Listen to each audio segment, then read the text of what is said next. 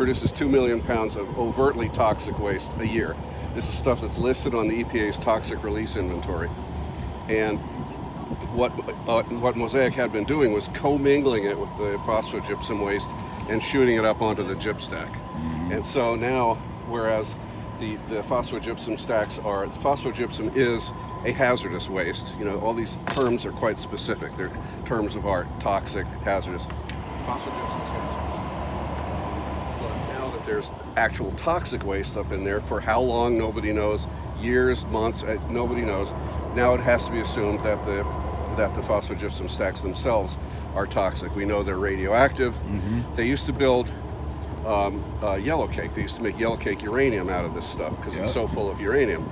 And they would have a whole process in between the acid plant and the gyp stack, where they would get yellow cake uranium and make fuel rods and weapons grade stuff out of it eventually. And then from Niger and places like that, yellow cake got cheaper and cheaper, and so they don't do that anymore.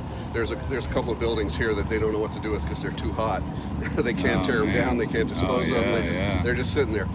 But